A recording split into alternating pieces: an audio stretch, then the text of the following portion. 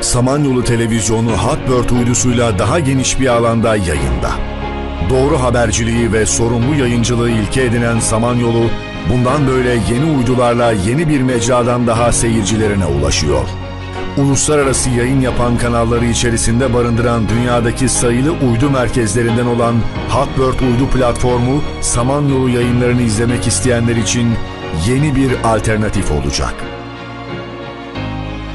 Özgür Haber, sevilen diziler,